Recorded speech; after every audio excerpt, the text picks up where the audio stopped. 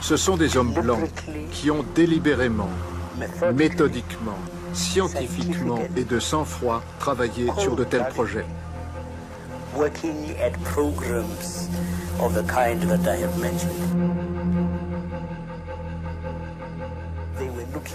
Ils cherchaient des germes qui ne pouvaient attaquer que les Noirs. Ce n'est pas nous qui avons inventé des choses pareilles, c'est eux. Ils ont même cherché à stériliser les femmes noires.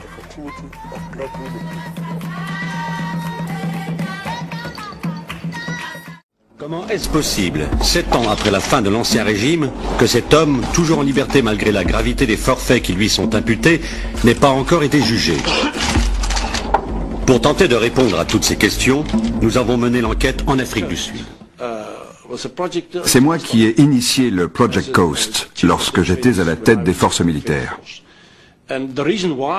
Je l'ai fait parce que, à un moment donné, l'ANC s'est lancée dans des opérations urbaines et elle poussait les choses tellement loin que cela risquait d'aggraver la situation, ce qui aurait été très mauvais pour l'image du pays. Il fallait éviter cela à tout prix. C'est là que je me suis dit, au lieu de tirer à vue sur une foule en colère, à balles réelles, et de tuer des gens, cherchons un autre moyen de neutraliser ces groupes. J'ai alors soumis le problème à des scientifiques, dont Basson était l'un des plus importants. Wouter Basson, général de brigade au 7e bataillon médical des forces armées sud-africaines. J'ai demandé à Basson, seriez-vous capable de mettre au point, pour moi, un gaz qui ne serait ni irritant, ni mortel, mais qui rendrait les gens inoffensifs pendant quelque temps, afin qu'ils se calment, et que nous n'ayons pas à les tuer en cherchant à maîtriser la foule. Qui est donc ce scientifique défini comme l'homme de la situation par le chef des armées de l'époque et chargé d'initier une stratégie pour soi-disant paralyser les foules sud-africaines, alors qu'on apprendra plus tard par les témoignages de ses anciens collaborateurs qu'il s'agirait d'un véritable projet de génocide? Il se trouve que je suis le témoin vivant de ce qui est arrivé. Je n'ai eu la preuve qu'en 1989, qu'on avait enduit mes vêtements de produits chimiques qui s'avéraient mortels s'ils rentraient en contact avec la peau.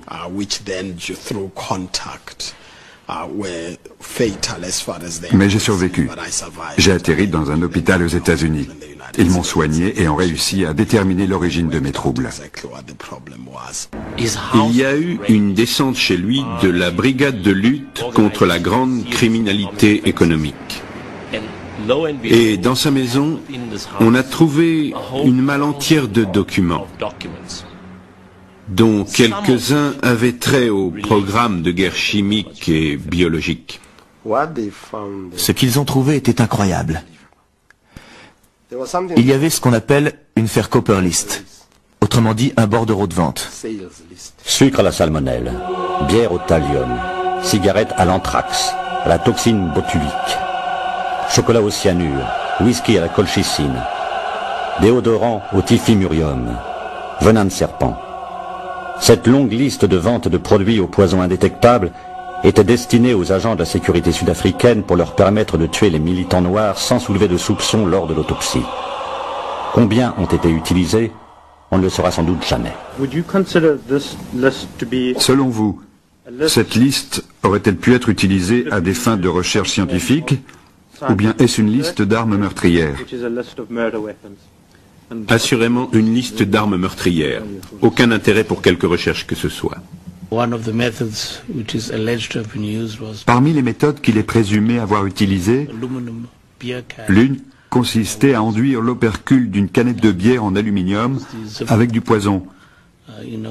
Et si vous utilisiez cet opercule, la partie qui s'enfonce dans la canette, ça activait le poison.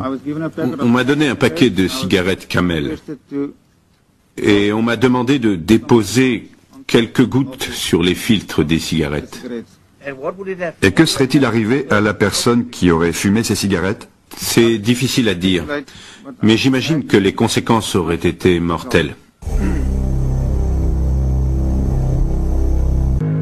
de théâtre, le docteur Basson est jugé par un tribunal à huis clos. Pour quelle raison?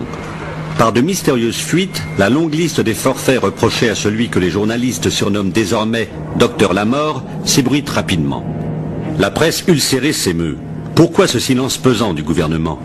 Le ton monte. Elle accuse également la TRC de ne pas s'emparer de ce scandale avec suffisamment de fermeté et exige une audition publique de Basson au sein de la commission. Notre opinion, en tant que journal, et comme bien d'autres journaux, était qu'il était absolument primordial que la vérité éclate au grand jour. Ce qu'il révélait pour la première fois ne faisait que confirmer les soupçons qui pesaient sur lui depuis des années. Il fallait que ce soit rendu public. Tous les jours, on nous demandait « Qu'est-ce qui se passe avec Basson? Pourquoi la TRC ne fait rien? Pourquoi n'a-t-il pas été cité à comparaître? Là, il y a un problème. » Et le fait que sa demande de liberté sous caution ait eu lieu à huis clos n'arrangeait pas les choses. C'en est trop. Alors que le docteur Lamort, libéré sous caution, rentre chez lui et reprend tranquillement ses activités de médecin à l'hôpital, la TRC décide, contre l'avis officiel, de créer une commission spéciale sur la guerre chimique et bactériologique et d'interroger Basson.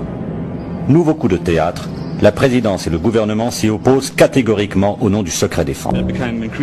Il est devenu de plus en plus évident que le nouveau régime, le gouvernement de l'ANC, avait exactement les mêmes intérêts que l'ancien. Il craignait de gêner la communauté internationale, que celle-ci s'inquiète de savoir que toutes les expériences faites par Basson sous le régime de l'apartheid se perpétuent sous le nouveau gouvernement. Et ils ont réagi très vite. Ils ont tout fait pour s'assurer que ces informations ne soient pas rendues publiques. Certains documents sont restés classés top secret, alors même que nous avions changé de régime. Et la TRC a dû en tenir compte. Car il faut bien comprendre qu'il y avait certaines restrictions. Par exemple, en ce qui concerne la prolifération de certaines substances ou produits chimiques, ou bien, par exemple, comme vous pouvez l'imaginer, vis-à-vis de certains traités avec d'autres pays. Ce type de relation devait être protégé au niveau international. Si le gouvernement est aussi embarrassé, est-ce parce qu'une audience publique de la TRC à propos des armes chimiques et bactériologiques dévoilerait l'importance capitale de l'aide militaire illégale apportée par de nombreux pays occidentaux à l'Afrique du Sud sous l'apartheid? Et qui sait? Encore aujourd'hui. Un vrai scandale, et pourtant. Je ne crois pas que Basson aurait pu acquérir de telles compétences et un tel savoir sur les armes chimiques sans la collaboration de grandes puissances. C'est un fait grave. Wouter Basson est allé à Taïwan, par exemple, pour voir ce qu'ils avaient comme programme. Il est allé à San Antonio, aux USA, dans les années 80. Là aussi pour voir leur programme. Il est allé en Israël et en RFA. Le docteur Basson a eu accès au laboratoire militaire en Suisse. Malgré les pressions diverses, la TRC résiste. Après négociation avec le pouvoir, la commission guerre chimique et bactériologique lance enfin ses investigations. Nous sommes en juin 1998. Basson accepte d'assister aux audiences, mais, nouveau rebondissement, il refuse de parler, encore moins de demander l'amnistie. Il écoute ses anciens collaborateurs déballer la longue liste des forfaits qui lui sont imputés. Vous jurez devant Dieu de dire la vérité, toute la vérité et rien que la vérité? Je le jure. Vous pouvez vous asseoir. Monsieur le Président, oui, j'étais le directeur général. J'étais censé être le patron, celui qui définissait les programmes, décider des équipements physiques, recruter les bons scientifiques et aménager les installations pour le gouvernement. D'une manière très stricte, on nous a informé que ceci serait une opération militaire menée au nom de l'État. J'ai enregistré la société en mon nom avec 3 autres actionnaires. Aurait-il été possible que cette société fonctionne efficacement avec un directeur général n'appartenant pas à la communauté scientifique? Absolument pas. Avez-vous été en contact avec les scientifiques lorsque vous étiez directeur général? Oui, monsieur.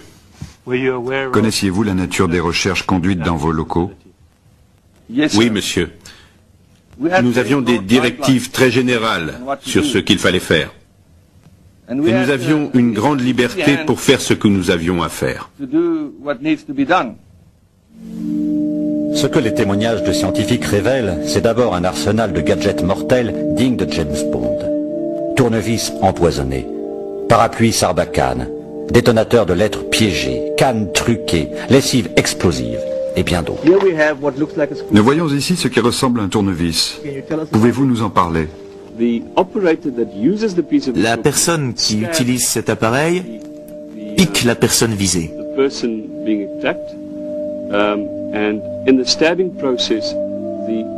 Le simple fait de la piquer libère le poison et les substances chimiques sont alors injectées dans l'individu. Est-ce qu'on peut manipuler ceci en toute sécurité? Tout à fait. Mais j'éviterai quand même de toucher l'extrémité, au cas où.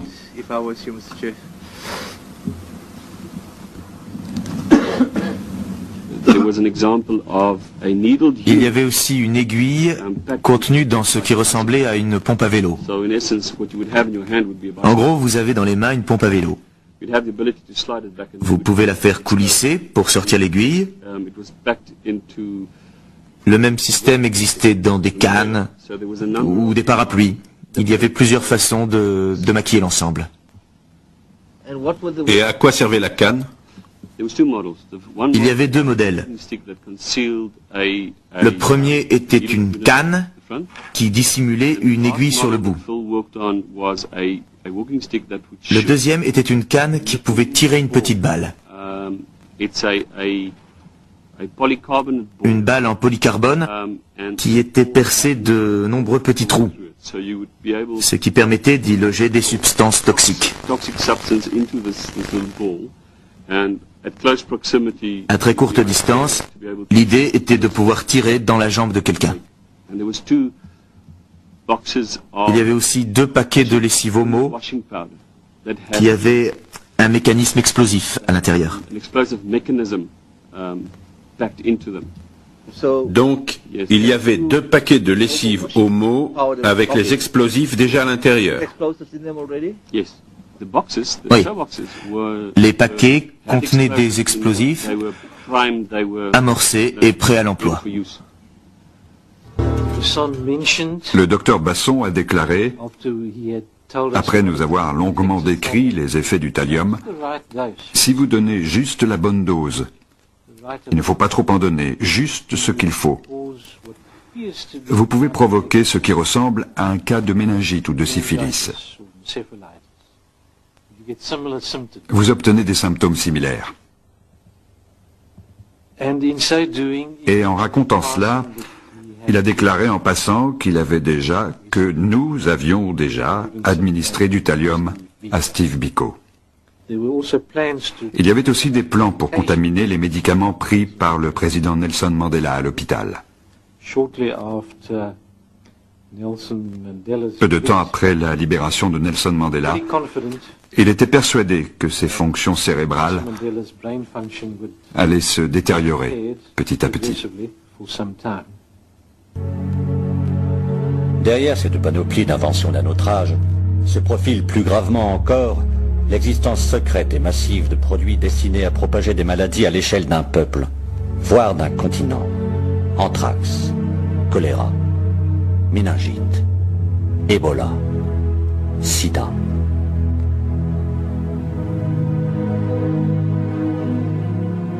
Pouvez-vous nous décrire les effets du choléra sur l'homme? Il provoque une diarrhée assez grave et une forte déshydratation. Ce sont les effets les plus importants. Et qui sont les plus vulnérables face au choléra? Les humains. Et parmi les êtres humains, les enfants ne sont-ils pas les plus vulnérables? Et les personnes âgées? Si. Le choléra tuerait donc préférentiellement les enfants et les personnes âgées? Je suppose, oui. C'est la caractéristique du vibrion cholérique. Vous dites avoir produit 26 bouteilles de choléra de 30 millilitres chacune, c'est bien ça? Non, 10 millilitres. Pardon, 10 millilitres chacune. Cela pourrait-il, selon vous, provoquer une épidémie grave?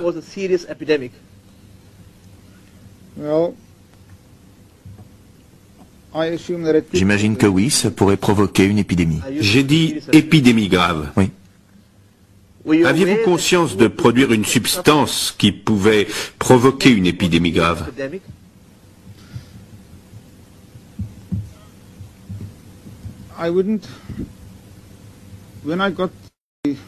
Quand on m'a demandé de produire ces organismes, il faut se rappeler que, en tout cas pour moi, ils devaient servir pour des tests. Et c'est ensuite que certains indices ont laissé à penser qu'ils pourraient être utilisés dans la guerre en Angola.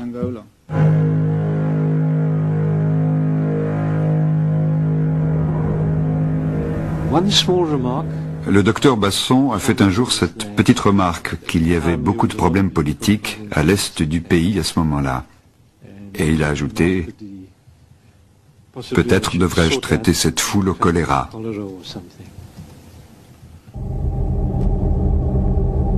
Tri de population, purification ethnique. Le système, en s'affinant dans l'horreur, atteint alors les limites ultimes d'un racisme qui rappelle étrangement la solution finale nazie. Le docteur Basson m'a montré un document.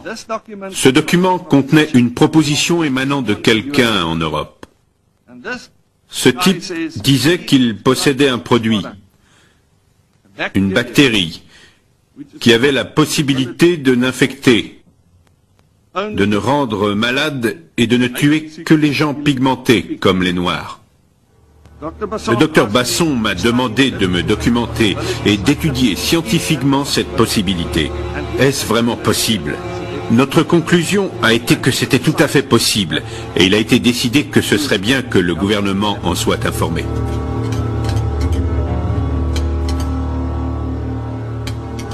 Mais en définitive, nos instructions ont été, et c'est très important, de mettre au point un produit visant à réduire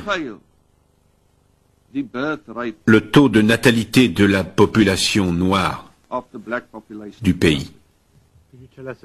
Pouvez-vous nous en dire un peu plus?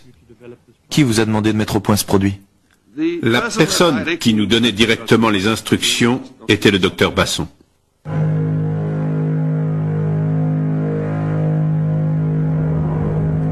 J'ai demandé au docteur Basson, Wouter, pourquoi participes-tu à ça?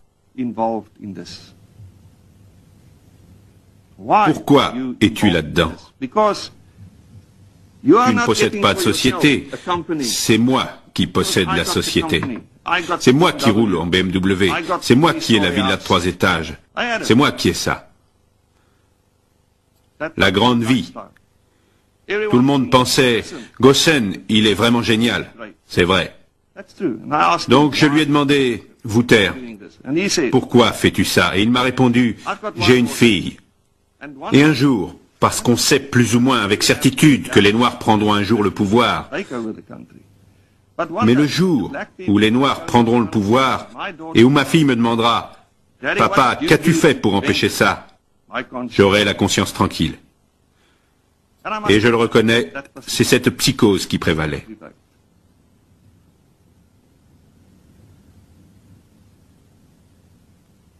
Et vous pouvez me le reprocher, j'y ai pris part. C'est vrai. Et je le regrette. Mais je ne suis pas le seul coupable. Basson bénéficie-t-il de protection si puissante? Fait-il encore peur au point que personne n'accepte de prendre la décision de sa suspension? Parallèlement, son procès devant la haute cour s'enlise.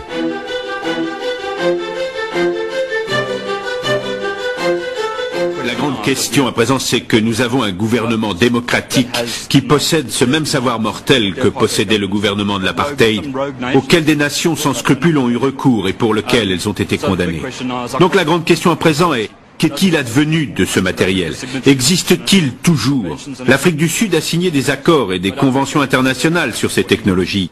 Il serait très naïf d'imaginer que ce savoir a disparu avec le docteur Basson, ou bien qu'il le suivra en prison. Ce ne sera pas le cas. Basson est toujours libre. Il n'a toujours pas livré ses secrets, il ne manifeste ni regret ni remords. La question d'un transfert de compétences devant un tribunal international se pose-t-elle, comme à Nuremberg il y a 50 ans? Faut-il tourner la page, ou bien, comme l'affirmait Desmond Tutu à la TRC, continuer à regarder la bête au fond des yeux?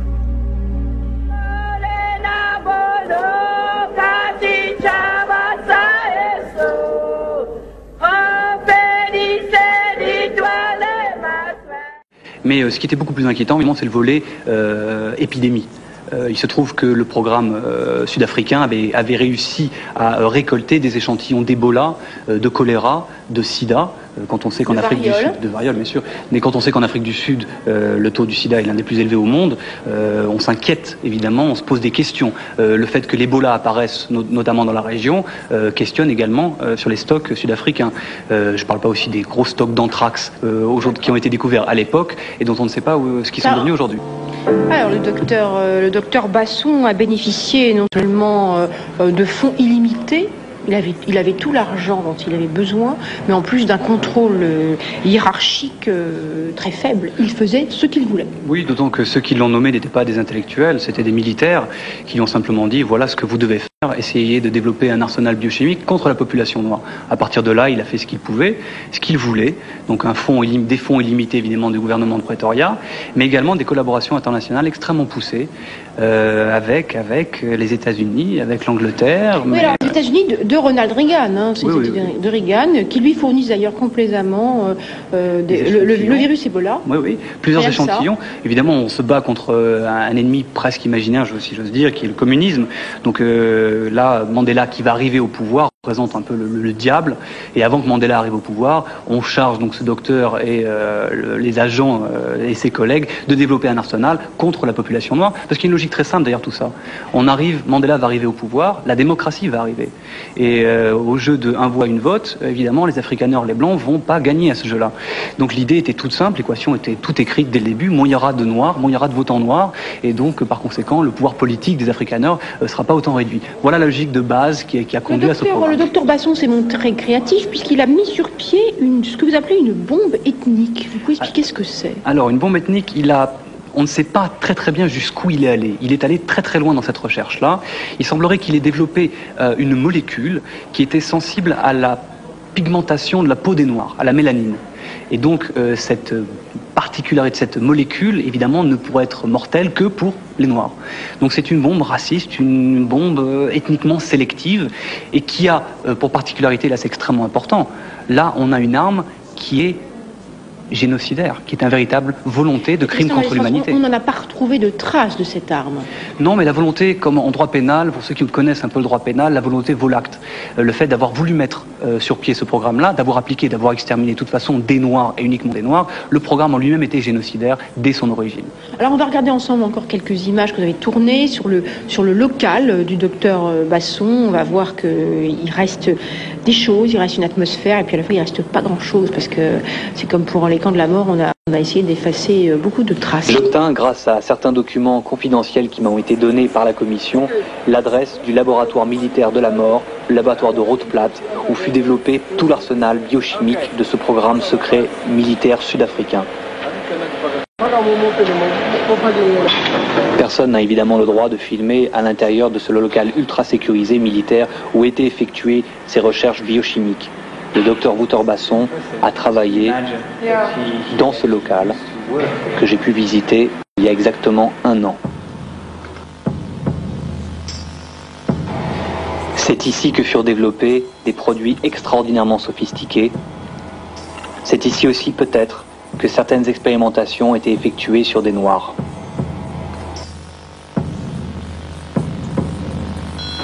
Évidemment, il n'y a plus de preuves. D'autant que pour l'essentiel, elles ont été incinérées dans ce local, ici. Apparently, this is where all the evidence of all the specimens and all the genetic, everything that they had, they said they built in here. So Basson was in here, probably showing materials. S'il n'y a plus beaucoup de preuves, il reste encore les témoignages filmés par la commission Réconciliation et Vérité de certains collègues du docteur Lamort. Il y avait aussi des bactéries mangeuses de chair. Oui, ça c'est quelque chose qu'ils ont réussi à récupérer vraisemblablement aux Russes. Mais au-delà de ça, il y a d'autres choses qui sont autrement plus grave, qui est également une campagne qui est allée assez loin, une campagne de stérilisation. Ils avaient mis sur pied une véritable planification générale pour stériliser un maximum de noirs, de femmes noires, en injectant des produits stérilisants, entre guillemets, dans des produits de consommation, de grande consommation, comme le maïs ou la bière. On ne sait pas jusqu'où ils sont allés dans ce programme-là. Ah, d'accord. Eh ben, ce qui est très intéressant, c'est que non seulement les Américains les ont aidés, mais Saddam Hussein aussi. Il est allé plusieurs fois en Irak, ce qui a beaucoup inquiété les Américains d'ailleurs. On parle de Wouter Basson, du docteur. Il est allé en Irak, il est allé aussi en Corée du Nord, du Sud. Il a visité, je crois, les plus grands programmes biochimiques de la planète, et notamment le programme aussi américain. Les Américains et les Européens aussi ont beaucoup collaboré avec ce docteur. Ils étaient absolument ravis de pouvoir envoyer leurs scientifiques en Afrique du Sud, sachant que là-bas, l'argent coulait à flot. Il n'y avait pas trop de contrôle. Absolument aucun contrôle, parce qu'on était justement sous embargo, ce qui est un peu croustillant dans la mesure où tous ces pays-là ne respectaient pas l'embargo militaire, même pas économique, vraiment, militaire. Non seulement on aidait le docteur Lamort, mais on savait très bien à quel point son programme était dangereux. Vous le dites dans votre documentaire, vous le dites aussi dans votre livre, les services secrets américains et britanniques l'avaient classé 2e programme le plus dangereux au monde, derrière le programme soviétique. Il y a un rapport qui est tombé, et ça c'est assez important, un rapport qui est tombé en février 2001 de l'US Air Force, très poussé sur le programme, sur le Project Coast et le docteur Lamort, et qui considère que ce programme-là n'est pas le plus volumineux qui reste l'apanage du programme russe, Bioréparate, mais qu'en qualité, c'était l'un de ceux qui était allé plus loin, le plus abouti et les plus inquiétants. D'autant, encore une fois, qu'on ne sait pas ce que sont devenus les stocks. Alors, on a envie de savoir, Tristan Malestance, combien de personnes ont péri lors de ces expérimentations, et surtout qui était visé, parce que au sein de la population noire, il y avait des cibles préférées et préférentielles. Bon, essentiellement évidemment des Noirs, des militants de l'ANC. Combien le propre de ce programme-là est évidemment de tuer sans qu'on le sache. Quand quelqu'un est infecté par le sida ou par le choléra, comment savoir si c'était dans le cadre du programme COAST ou par d'autres biais? J'ai interviewé l'un des enquêteurs de la commission Réconciliation et Vérité qui s'est tenue en Afrique du Sud et qui a enquêté un petit peu sur le programme militaire sud-africain et qui est présidé par Desmond Tutu et qui a lui-même considéré qu'il fallait estimer à plusieurs milliers de personnes, potentiellement les personnes qui avaient été soit éliminées, soit des personnes qui avaient été prises pour faire des expérimentations, parce qu'il y a eu des expérimentations sur humains. Mais on n'a pas retrouvé de traces là aussi. Évidemment, là on a vu tout à l'heure peut-être quelques images de l'incinérateur. J'ai entendu dire que quelques corps avaient été jetés dans l'incinérateur. Évidemment, aucune trace, on ne trouvera probablement pas de traces. Il y a des témoins, des personnes qui ont été visées, notamment des grandes personnalités sud-africaines. Alors, ils ont eu des projets assez fous. Alors, en particulier, ils avaient comme projet, juste avant de libérer Mandela, d'endommager son cerveau avec du thallium. Oui. C'était l'un des programmes, l'un des volets de ce programme sud-africain qui était d'éliminer... Le diminuer, le libérer voilà. et le diminuer juste avant. Pas le tuer, mais disons le contaminer, de façon à ce que mentalement il ne soit plus apte à diriger le pays et l'emmener vers la démocratie.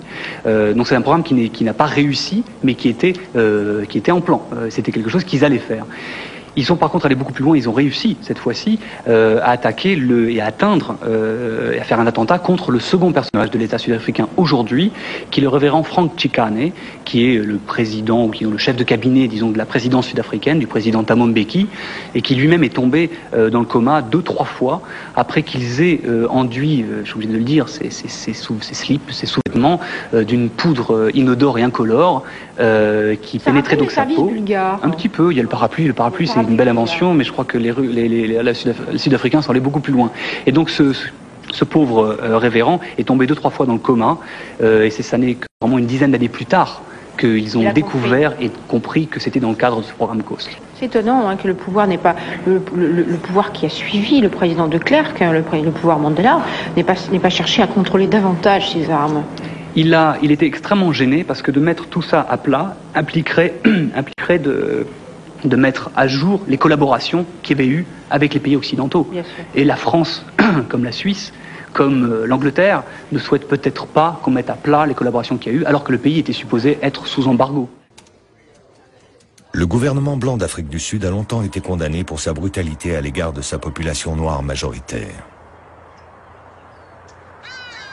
Dans les années 80, ce régime d'apartheid a mis sur pied un programme bactériologique top secret, le projet COAST, dirigé par Wouter Basson, plus tard surnommé Docteur la Mort. Ce programme, qui avait pour but de mettre au point des armes pour assassiner les opposants à l'apartheid, a donné lieu à des expériences sur la population noire. Je retourne voir le député britannique Norman Baker. Peut-être a-t-il découvert un lien entre Kelly et l'Afrique du Sud au cours de sa propre enquête. Il y avait des relations entre le gouvernement britannique et le régime sud-africain. Et on peut se demander ce que le gouvernement Thatcher de l'époque savait exactement sur le projet COAST. S'il recevait des informations issues de ce projet, et même s'il le soutenait secrètement. David Kelly et Wouter Basson étaient clairement en contact depuis un certain temps. Quels étaient les liens entre David Kelly et le docteur Lamort? Et que penser des informations reçues par Dresch à propos d'un ancien chercheur du projet COAST qui aurait tenté de vendre aux États-Unis des stocks de bacilles du charbon et d'autres agents fabriqués à l'époque de l'apartheid? Est-il vrai que le bacille du charbon est en vente au marché noir? Pour le savoir, je dois aller en Afrique du Sud.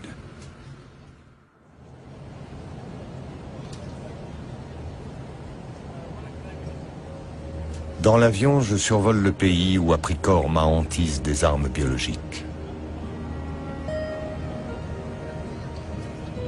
J'ai grandi en Rhodésie, une colonie britannique dirigée par sa minorité blanche.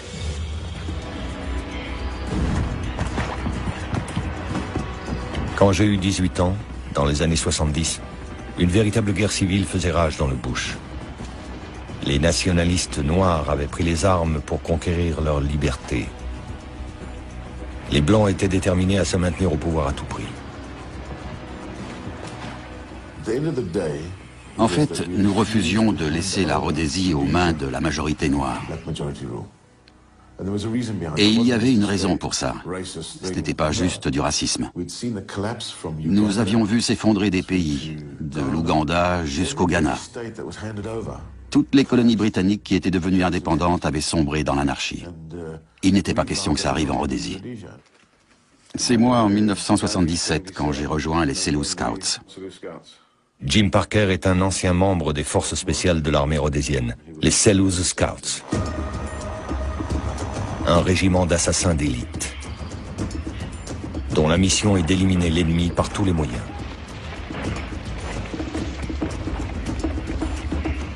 Jim Parker a écrit un livre dans lequel il révèle les activités secrètes de cette unité de lutte contre l'insurrection. Alors que les combats s'étendent et que les nationalistes noirs gagnent du terrain, les Selous Scouts se tournent vers l'utilisation d'armes chimiques et biologiques. La première fois que j'ai entendu parler du bacille du charbon, c'était lors d'une mission à Wenki. Avec le médecin sur place à l'époque, on bavardait de choses et d'autres et il m'a dit « On a répandu le bacille du charbon dans la région de Nkayi et de Lupane. »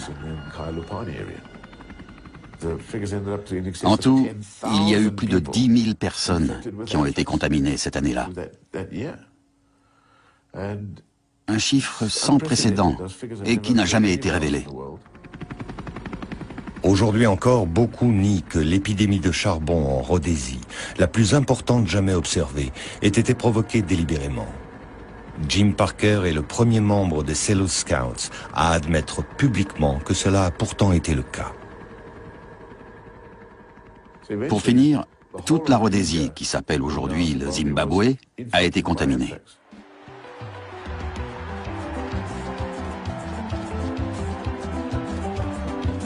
En 1980, quand un accord négocié met fin à la guerre et donne naissance à la nation indépendante du Zimbabwe, les Selous Scouts se réfugient au sud. Tous les documents top secrets, tout ce qui concernait les Selous Scouts, ont été transportés ici, en Afrique du Sud. L'Afrique du Sud devient le dernier champ de bataille de la suprématie blanche sur le continent africain. Et comme en Rhodésie, l'un des chapitres les plus sombres de l'apartheid est l'utilisation secrète des armes biologiques.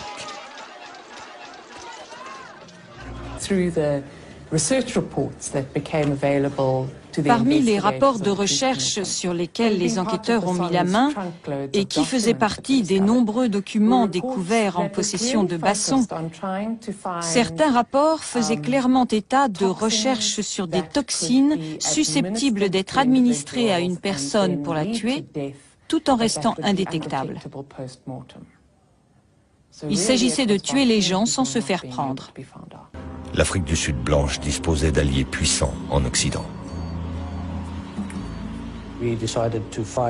On a décidé de trouver des organisations qui pourraient nous aider sur le plan technologique. Il y en avait surtout au Royaume-Uni et en Amérique, et quelques-unes en Europe. On a été les voir, on leur a expliqué notre problème en leur indiquant de quelles informations on avait besoin. On en a obtenu quelques-unes, le reste on l'a acheté, emprunté ou volé. Curieusement, l'aide que nous avons reçue des Américains et des Britanniques était idéologique. Professeur de sciences politiques à l'Académie navale des États-Unis, Helen Perkett, grande spécialiste du projet Coast, concède que les États-Unis pourraient avoir collaboré avec le régime sud-africain. L'administration Reagan avait une politique d'engagement constructif. Il est donc possible, je n'en ai aucune preuve, mais c'est plausible, qu'il y ait eu une coopération sur certains programmes, y compris le programme d'armement biologique, entre les États-Unis et l'Afrique du Sud. Mais c'est secret défense. Quel secret l'Occident peut-il cacher sur l'ampleur de sa collaboration au projet Coast? Je me tourne vers l'une des sources de Dresch, le journaliste d'investigation Sam Saul. Le projet sud-africain était bien commode, surtout les recherches sur le nec plus ultra des armes dont on pourrait se servir pour commettre des assassinats, en faisant en sorte que la mort ne paraisse pas suspecte. Peut-être bien que d'autres services secrets étaient intéressés par de telles armes, mais ne pouvaient pas faire les recherches eux-mêmes et se servaient de l'Afrique du Sud pour faire le sale boulot. Savoir si c'est le cas est une question qui reste ouverte.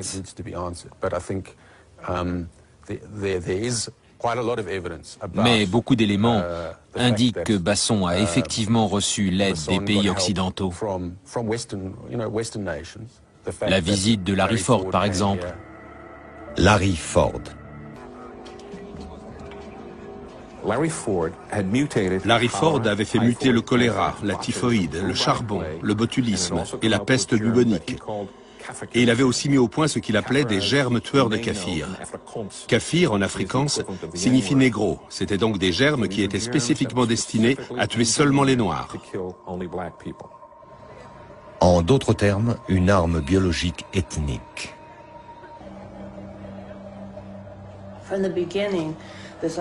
Dès le début, la mise au point d'un moyen pour maîtriser la croissance de la population noire a été l'un des principaux domaines de recherche. Ces recherches se sont intensifiées à mesure que la population noire augmentait et que les soulèvements devenaient plus violents.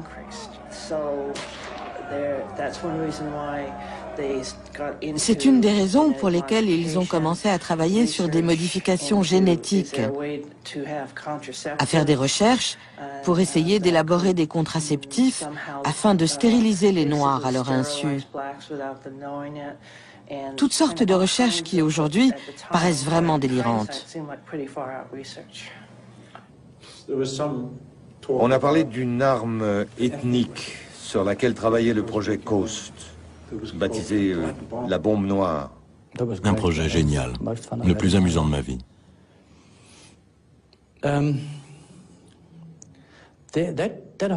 Tout cet épisode de l'arme ethnique a été parfaitement exposé lors du procès.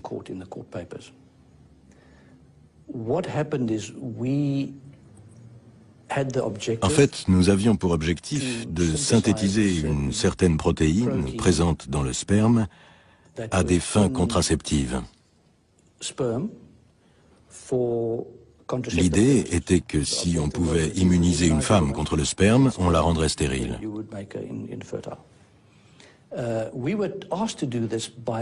Ces recherches nous ont été demandées par un autre pays qui avait un problème d'explosion démographique, dans le cadre d'un échange de technologies. Ils nous ont donné certaines choses et nous ont demandé de faire ça pour eux.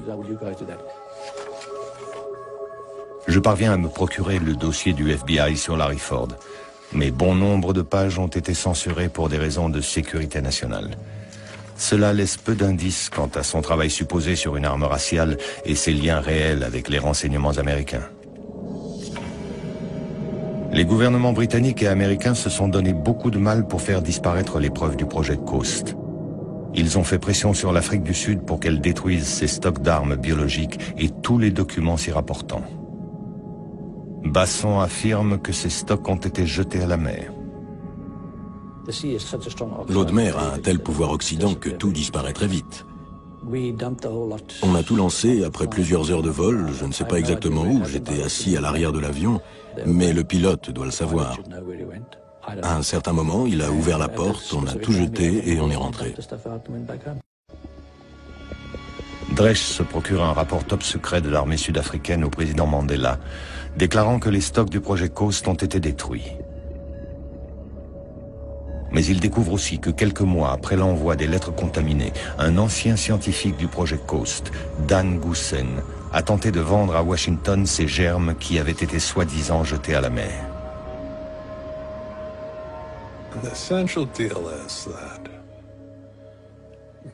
Le deal, c'était que Goosen devait recevoir 5 millions de dollars et qu'il livrerait la cache secrète où se trouvent les stocks de bioarmement du projet Coast, parmi lesquels il y aurait environ 70 souches du bacille du charbon, dont plus d'une douzaine seraient extrêmement virulentes.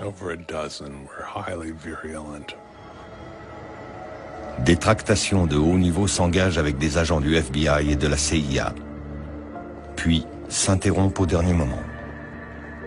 En utilisant Dresch comme source, Sam Saul révèle l'affaire en Afrique du Sud.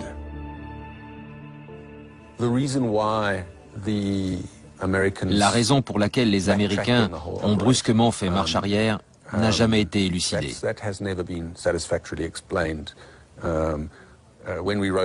Quand nous avons écrit l'article, nous avons appelé le FBI et la CIA, mais ils n'ont pas voulu faire de commentaires. C'était d'ailleurs assez amusant. Donc oui, il reste beaucoup de points d'interrogation.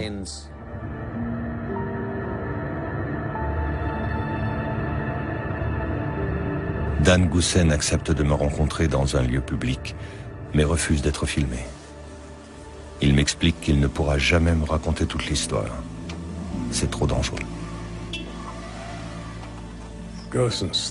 Goosen a toujours la main sur la cache d'armes.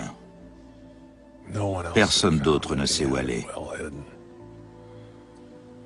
Le gouvernement sud-africain a baissé les bras et ne fait rien. Elle est toujours là, quelque part. C'est une famille très soudée. Ce petit jeu autour de l'anthrax, les Américains et les Britanniques y jouent ensemble. Et c'est prouvé. Tous les gouvernements tremblent dans ces affaires louches. Et ils ne s'arrêteront pas. Pourquoi le feraient-ils? Je suis sûr qu'aujourd'hui encore, ils sont mouillés jusqu'au cou. Les Américains sont mouillés. S'ils ne veulent pas se laisser distancer, ils sont obligés de garder tout ça.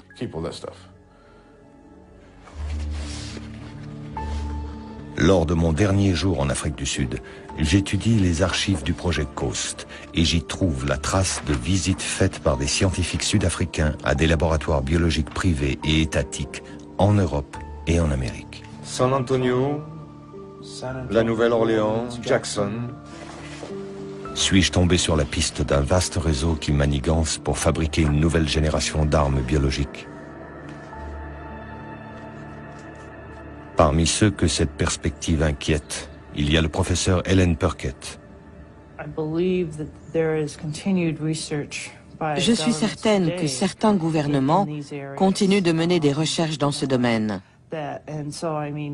Et que c'est sans doute ce qui nous attend à l'avenir, des armes biologiques capables de cibler certaines populations.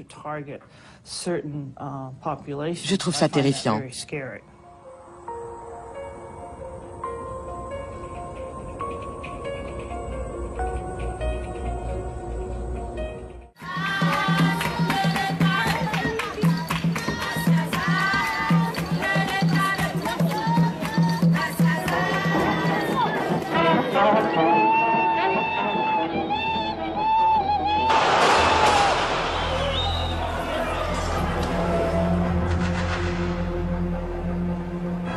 Berne, 3 mars 1999. Le Conseil national a mis l'Afrique du Sud à son ordre du jour. Pia Hollenstein, la députée des Verts, soutenue par les partis de gauche, réclame la mise sur pied d'une commission d'enquête sur les relations entre la Suisse et le régime d'apartheid. Elle estime que ce dossier est semblable à l'affaire des fonds juifs. C'est aussi grâce à la Suisse, estime une partie du Parlement, que l'Afrique du Sud a réussi à vendre son or et ses diamants sur le marché mondial. En effet, seule contre la communauté internationale, la Suisse a toujours refusé d'appliquer contre Pretoria des sanctions économiques, incompatibles avec sa neutralité. Par 79 voix contre 50, le Parlement refuse la création d'une commission indépendante qui ouvrirait le dossier sud-africain. Banlieue de Zurich, mars 1999.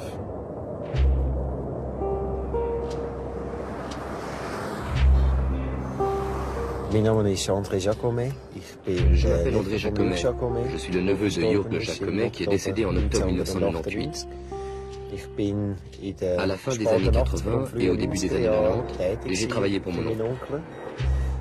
Il était en contact avec toutes sortes de personnes, principalement d'Afrique du Sud. Il fallait les conduire en limousine de luxe dans toute la Suisse, et c'est moi qui ai servi de chauffeur à Jürg Jacomet.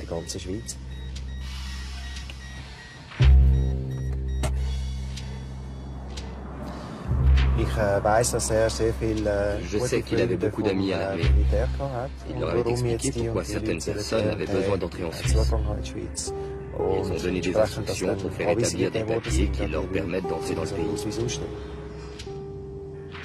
Les voyageurs que Jürg Jacomet vient accueillir à l'aéroport sont des militaires.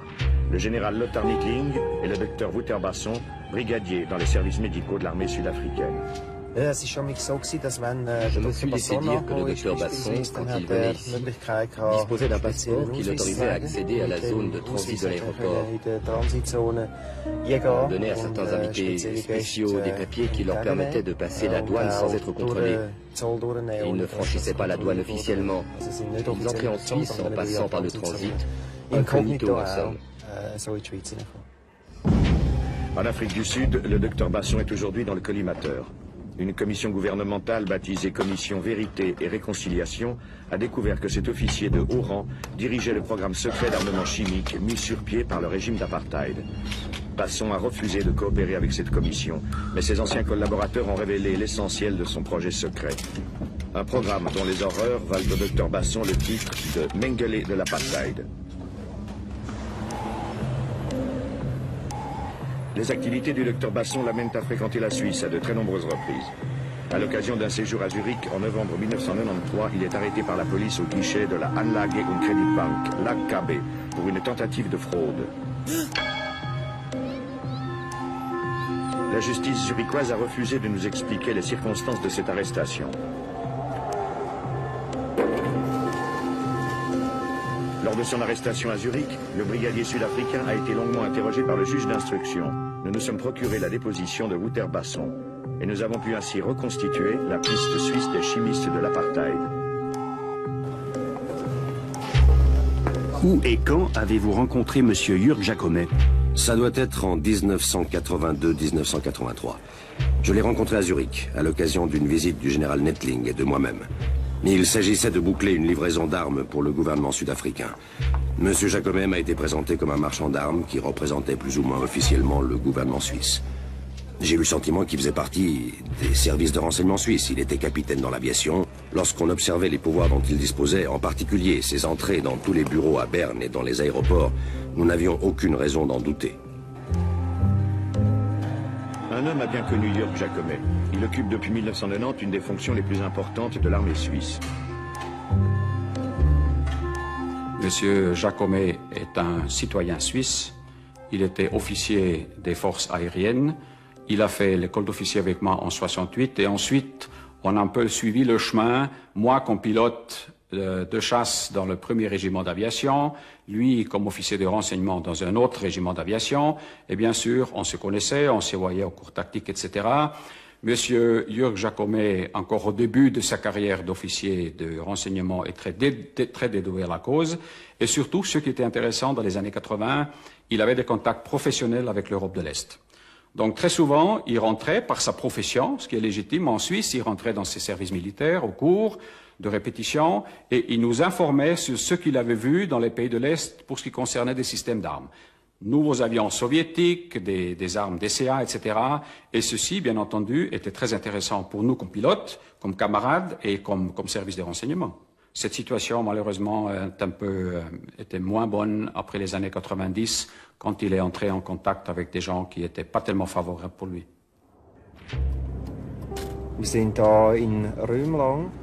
Nous sommes ici à Rümlang, le village où Jürg Jacomet avait ses bureaux. C'est ici que mon oncle rencontrait ses partenaires pour ses affaires, dont le docteur Basson.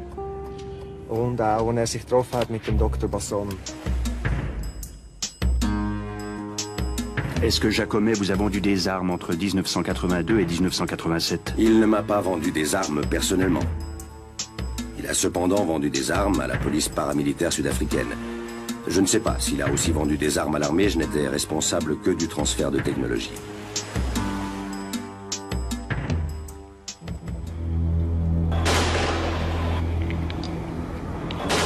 Jacomet livrera ainsi plusieurs lots de fusils à pompe à la police sud-africaine. Des armes qui serviront à alimenter la violente répression contre les Noirs qui se soulèvent dans les ghettos contre le pouvoir blanc. Aujourd'hui, le sinistre pénitencier de Robben Island est devenu un haut lieu de souvenir. Des milliers de touristes viennent visiter la prison, bâtie sur une île au large du Cap. C'est ici que l'ancien régime mettait les opposants politiques aux travaux forcés. Ces touristes viennent se souvenir ici des années de plomb, de la ségrégation raciale qui a coûté des milliers de vies, noires essentiellement. Violation systématique des droits des gens, arrestations, torture, exécutions sommaires. Toute une population qui tente de sortir aujourd'hui d'un long cauchemar.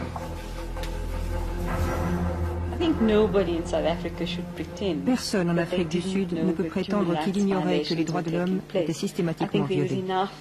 Ces violations ont suscité une grande indignation dans l'opinion publique. Le nombre de décès en cours de détention était à lui seul suffisamment élevé pour alerter les gens. Par contre, la question est de savoir si l'on était conscient de l'ampleur du phénomène. C'est le vrai problème.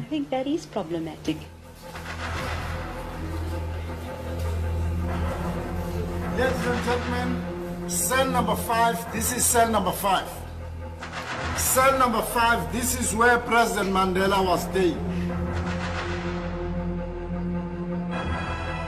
We have made it very clear in our policy that South Africa is a country of many races. There is room for all the various races in this country. Ladies and gentlemen, as you see the cell, there were no beds. In fact, the whole prison, prisoners did not have beds.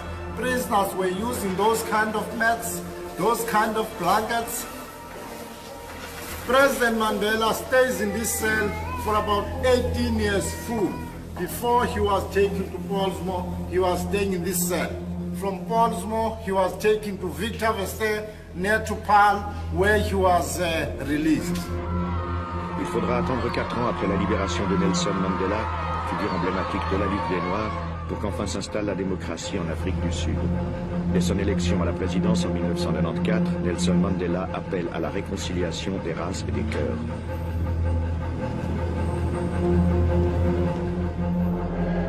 Mais la réconciliation passe d'abord par la vérité, exercice unique dans l'histoire de l'humanité.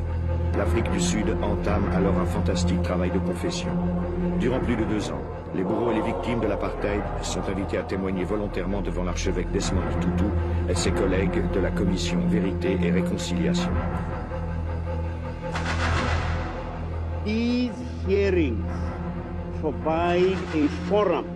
Ces audiences donnent une voix à ceux qui, autrefois, ont été traités comme des moins que rien.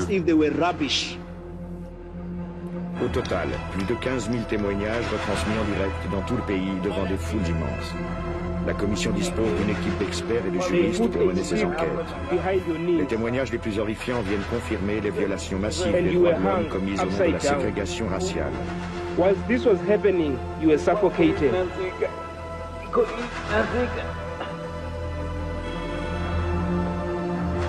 Un exercice de mémoire bouleversant, souvent insoutenable. L'Afrique du Sud découvre alors avec effroi comment les hauts responsables du régime d'apartheid ont froidement et systématiquement planifié en secret l'élimination sommaire des opposants qui menaçaient leur pouvoir. La commission Vérité et Réconciliation elle-même a été surprise de constater que toutes les villes du pays étaient le théâtre de violations de la même ampleur. La police torturait, les gens disparaissaient, ils mouraient en garde à vue. C'est bien sûr un choc pour notre pays. Les Sud-Africains ont aussi été choqués par le degré de sadisme des bourreaux.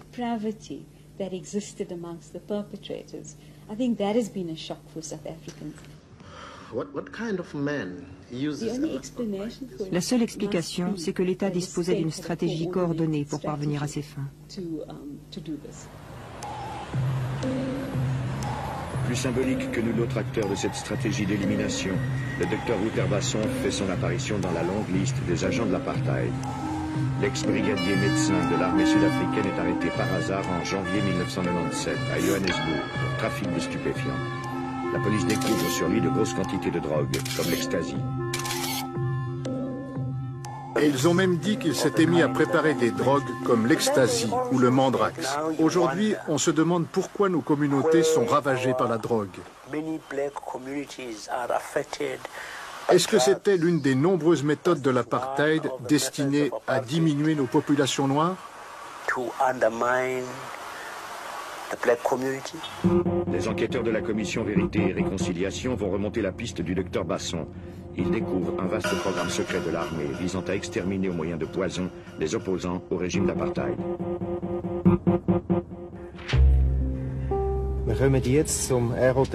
Nous arrivons maintenant à l'Air Hotel Rumlang. C'est là que le docteur Basson séjournait quand il était en Suisse. Quel type de personnage était le docteur Basson? Quelle impression est-ce qu'il vous a fait? Le docteur Basson est une personne pour qui j'avais un respect absolu. C'est un homme très intelligent, possède de vastes connaissances. C'est un cardiologue au service de l'ex-président Botha. En tant que médecin, il m'inspire le plus grand respect et je respecte également ses connaissances. J'ai aussi appris qu'à l'armée, il était très estimé pour ses états de service. Pour ma part, je l'appelais Général Sargent. Il forçait le respect. À plusieurs reprises, il a été invité pour une fondue. Je conduisais alors chez Jürg Jacomet et sa famille. Je n'assistais généralement qu'à l'apéritif, mais cela suffisait pour voir l'atmosphère et constater qu'ils étaient de très bons amis.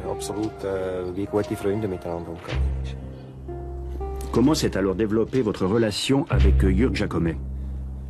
Nous avons développé une relation professionnelle et d'amitié.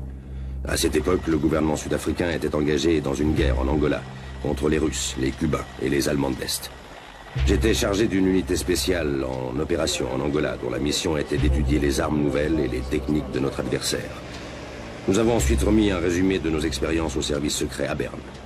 Jacomet assurait la coordination entre les services secrets suisses et nous-mêmes. Il a pu se rendre à de nombreuses reprises en Afrique du Sud et nous l'avons emmené souvent dans les zones d'opération, c'est-à-dire en pleine guerre, où nous lui avons montré les armes que nous avions récupérées. Ainsi, nous avons pu montrer aux Suisses les toutes dernières rampes de lancement des missiles. Dans les années 80, il y avait le conflit en Angola, où des moyens occidentaux, je parle bien des moyens militaires occidentaux, étaient confrontés avec des moyens du pacte de Varsovie. Par exemple, je vous rappelle que l'Union soviétique a utilisé des avions, des moyens DCA, des moyens anti-chars, des chars, qui étaient actuels soit sur le continent africain, en Angola par exemple, et ailleurs, mais soit surtout dans les divisions et dans les forces armées qui étaient de l'autre côté de l'OTAN. Donc c'était tout à fait correct et nécessaire que les services de renseignement recherchent l'information partout dans les scénarios qui étaient actifs et qui donnaient des enseignements. Aussi pour la Suisse, pour les forces armées, pour les forces aériennes. Et pour avancer une de vos questions qui vont certainement venir, vous vous rappelez que la Suisse avait pu envoyer des pilotes en Afrique du Sud qui volaient le même type d'avion comme la Suisse, donc le Mirage, et ces pilotes qui ont pu utiliser l'expérience de ces pilotes sud-africains ont ramené des enseignements très importants qui ont eu une influence directe sur la définition de la tactique des Mirages reconnaissance et des Mirages défense aérienne. L'affaire des échanges de pilotes s'est déroulée dans le plus grand secret durant toutes les années 80. Elle ne sera découverte qu'en 1993. Une enquête parlementaire conclura que le divisionnaire Regli a agi sur l'ordre de ses supérieurs et que rien ne peut lui être reproché. Au cours des années passées au département des affaires étrangères, Edouard Brunner s'est particulièrement intéressé au dossier sud-africain. En tout cas, nous, aux affaires étrangères, on n'était pas très au courant de ce que faisaient d'autres départements, notamment dans le domaine militaire ou des services secrets. Et moi, je crois que des zones d'ombre, il y en a eu. Moi, j'en ai vécu aussi. Il y avait des Suisses qui voyageaient dans certains de ces pays. Nous aurions préféré qu'ils ne fassent pas certains voyages et qu'ils ne soient pas présents à certains endroits. Il y a là toute une série de choses qu'on ne fait pas. Et la même chose, il y avait certains voyages plutôt agréables organisés pour des politiciens suisses en Afrique du Sud qui étaient un peu gênants. Donc il y a là toute une série de choses que les citoyens suisses ont fait que nous n'avons pas, mais que nous ne pouvons pas empêcher. Les Suisses sont libres de faire ce qu'ils veulent à l'étranger. On ne peut pas les empêcher. Le conseiller national zurichois Ulrich Schlür était justement de ces parlementaires qui aimaient à se rendre au pays de l'apartheid. Proche de Christoph Blocher au sein de l'UDC, Ulrich Schlür est vigoureusement opposé à la création d'une commission d'enquête sur la Suisse et l'apartheid. Lors du débat du 3 mars dernier, il a été personnellement attaqué pour ses sympathies à l'égard du régime de Pretoria. Je me suis rendu environ 15 fois dans différents pays d'Afrique australe entre 1980 et 1995. Vous avez sous les yeux les journaux que j'ai tenus lors de ces voyages. On y trouve les choses les plus diverses. Au hasard, je trouve ici le compte-rendu d'une visite dans un centre de formation de la police sud-africaine. C'était une époque de troubles, parfois de troubles graves. Par exemple, j'ai passé à Mamelodi toute une journée avec la police, simplement pour voir ce qui se passait dans une township sud-africaine, c'est-à-dire une banlieue noire contrôlée par la police. Je voulais savoir ce que faisait la police, comment les choses se passaient. Je me suis rendu plusieurs fois dans des sites militaires. J'ai entendu présenter plusieurs rapports sur la situation militaire. Par exemple, dans l'infanterie. Mais j'ai aussi été un jour à la base de marine à Simonstown. La question de la sécurité était toujours importante. Il ne faut pas oublier qu'on était en pleine guerre froide. Les multiples reportages de ce journaliste un peu particulier viendront alimenter le journal de l'ASA. À travers ses publications, ce groupe combat violemment l'application de sanctions contre le régime d'apartheid. À l'ASA, on considère Nelson Mandela comme un terroriste et Desmond Tutu comme un ecclésiastique suspect. Comment était soutenu l'ASA financièrement? De quoi vivait l'ASA? Et qui payait ses voyages? Le bulletin avait des abonnés. À certains moments, nous avions à peu près 3000 abonnés. Et puis, il y avait les entreprises suisses qui étaient actives en Afrique du Sud. Vous pouvez nous donner quelques noms? Eh bien, il y avait Sibagaigi, Hoffmann La Roche, l'Union de banque suisse. Le docteur Basson poursuit ses voyages. En bon agent secret, il va profiter d'un incident tragique pour gagner la confiance de ses partenaires suisses. Et puis, je pense que c'était en 1987. Un avion de la Croix-Rouge, dont le pilote était suisse, a été abattu au-dessus de l'Angola.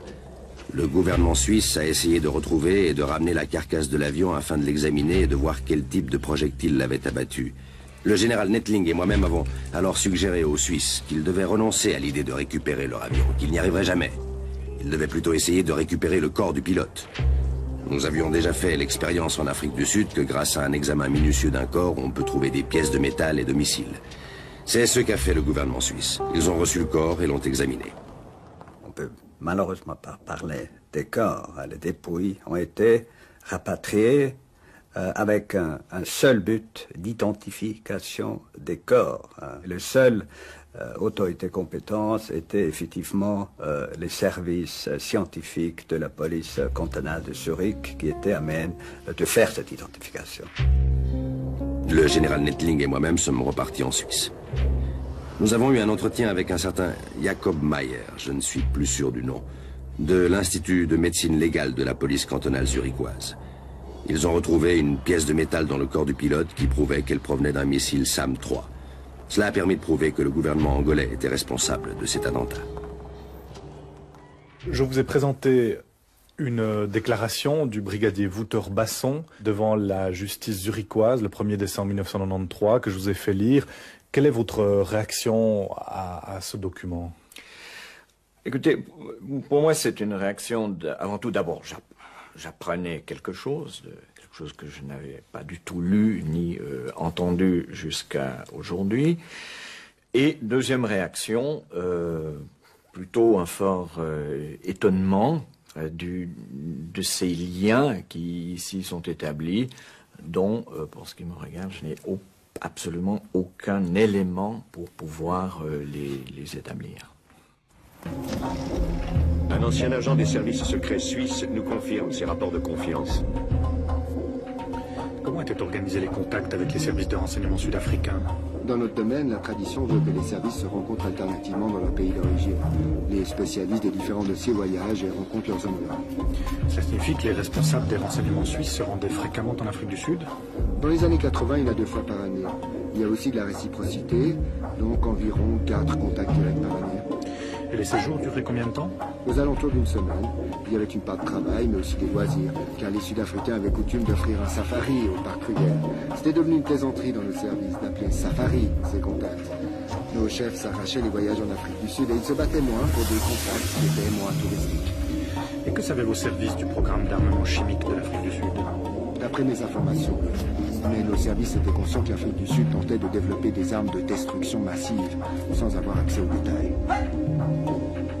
Est-ce que vous pouvez nous rappeler quelle était l'image de l'ennemi dans les années 80 pour les services de renseignement suisses? Alors, dans les années 80 jusqu'à 90, l'image de l'ennemi était bien sûr la guerre froide, je me répète, était le pacte de Varsovie. La Suisse était prête à faire face aussi à une éventuelle invasion. Donc, surtout les services de renseignement étaient concernés, étaient occupés par le travail de se préparer le mieux contre une éventuelle agression militaire. Et bien sûr, militaire voulait aussi dire moyens atomiques et moyens chimiques, moins le biologique, parce que le biologique, comme vous le savez peut-être, a plutôt apparu après les années 90. Et c'est pour ça que nous avons nos laboratoires de chimie à Spiez, qui appartiennent au département de la Défense, avec une réputation internationale, qui aussi, dans les années 80, s'occupait surtout de la question comment se protéger contre des agents chimiques dans le cas d'une attaque soit terrestre, mais aussi pour les pilotes. Pendant la guerre froide, c'est évidemment le potentiel soviétique d'armes chimiques qui nous préoccupait.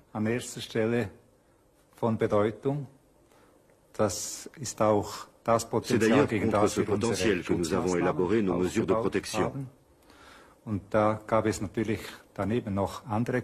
entendu, il y avait aussi d'autres conflits dans le monde, en Afrique, au Mozambique, en Angola, en Namibie, où l'on nous signalait sporadiquement des utilisations supposées d'armes ou de produits chimiques, et dont on parlait publiquement dans la presse. De temps à autre, des indications nous parvenaient selon lesquelles un nombre relativement important de pays, environ 30 ou 35, étaient susceptibles d'utiliser des armes chimiques, et l'Afrique du Sud figurait parfois sur la liste.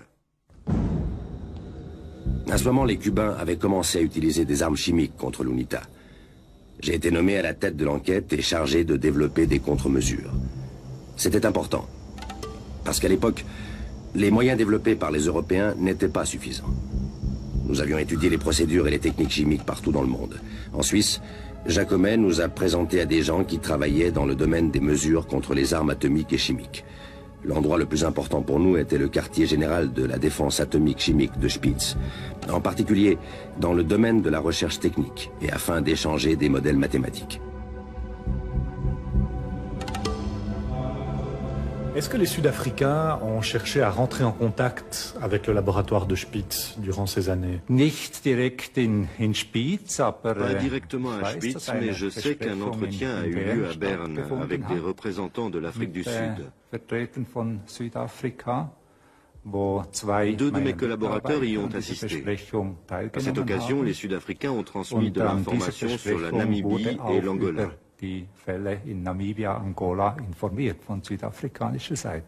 Et que cherchaient ces Sud-Africains? D'après ce que m'ont dit mes collaborateurs, les Sud-Africains ne réclamaient rien. Ils ne faisaient que fournir des informations. Notre devoir était de les écouter. Qui a organisé cette réunion? Je ne sais pas exactement qui l'a organisé. C'était une réunion du groupement de l'armement à Berne. Aujourd'hui, je sais que M. Jacomet était manifestement l'organisateur de cette rencontre. Le compte-rendu interne de cette réunion prouve que ce sont bien les services de renseignement suisses qui ont organisé la rencontre. Qui sont les personnalités sud-africaines qui participaient à cette rencontre? Il s'agissait du brigadier Basson et du général Nitling. Devant l'ampleur des révélations faites devant la commission Vérité et Réconciliation, la justice sud-africaine a mis de gros moyens pour mener son enquête. Le 24 mars dernier, elle a mis le point final à son acte d'accusation contre Wouter Basson, un document de plus de 300 pages. Il décrit en détail les horreurs exécutées par le programme chimique de l'apartheid, baptisé Project Coast. Ce projet est lancé en 1982 par l'armée sud-africaine dans le but d'acquérir l'arme chimique. Le docteur Basson est chargé de diriger les opérations. Wouter Basson sera bientôt sous les feux de la justice, qui l'accuse de 16 meurtres, de 13 complicités de meurtres ainsi que de fraude. Le procès du Mengele de l'apartheid s'ouvrira dans quelques mois dans la capitale sud-africaine, Pretoria. Un homme, le procureur Jan de Oliveira, soutiendra l'accusation. Son enquête l'a conduit hors des frontières de l'Afrique du Sud. Je voudrais rassurer la Suisse. La Suisse n'est pas le seul pays dont on a usé ou abusé, ou dont on a prétendument usé ou abusé. Mais en Suisse, comme nous le mentionnons dans l'acte d'accusation, M. Basson disposait de mécanismes lui permettant de conserver ou de transférer de l'argent sur des comptes et de gérer ainsi les sociétés qu'il avait lui-même créées. Voilà pour la Suisse. Ensuite, il disait à ses supérieurs ou aux autorités: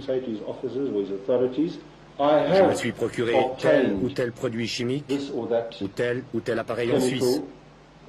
Étant donné son rang d'officier supérieur, on lui faisait confiance et on lui versait l'argent qui finissait dans ses poches.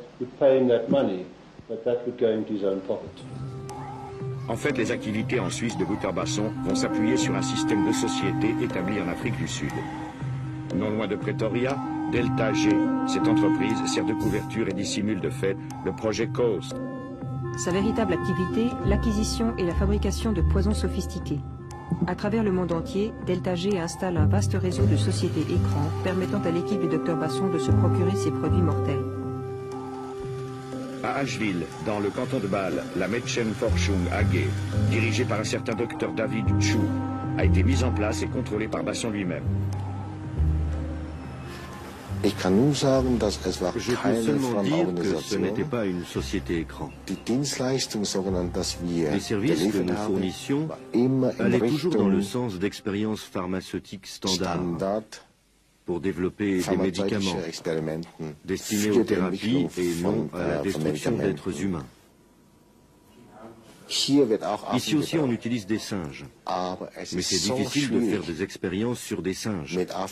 La bureaucratie est très lourde. Il y a beaucoup de règlements et de lois à respecter. sehr vielen Regeln und Gesetze. L'acte d'accusation cite pourtant à plus de 20 reprises les opérations menées par le docteur David Chu. Ja, das stimmt, das haben Bien entendu, à l'époque, nous ne savions rien de ce programme. Über diese Programme. Nous ne savions pas que le docteur Basson était impliqué dans quoi que ce soit. Ce n'est que rétrospectivement qu'on se dit, mon Dieu. En Afrique du Sud, Basson et son équipe disposent d'un autre laboratoire secret, celui de Rodeplat. Sa spécialité, la biologie et le développement de maladies comme le choléra ou le sida. Des germes mortels y seront fabriqués et utilisés à de nombreuses reprises. Quant au docteur Chu, il devra prouver son innocence à la barre de la justice sud-africaine qui l'a sommé à comparaître. Pendant tout le temps où la Medchem était en activité, soit durant 2 années, personne ne nous a rendu visite. Ni la police, ni la police fédérale, ni les services secrets, personne.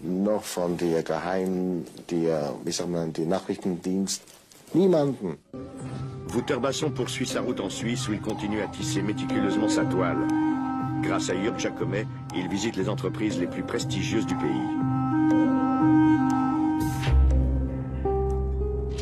Nous sommes ici à Pfäffikon, dans le canton de Zurich, juste devant le bâtiment de Huber et Zuner. C'est l'entreprise qui a fabriqué dans les années 80 les nouveaux masques à gaz pour l'armée suisse.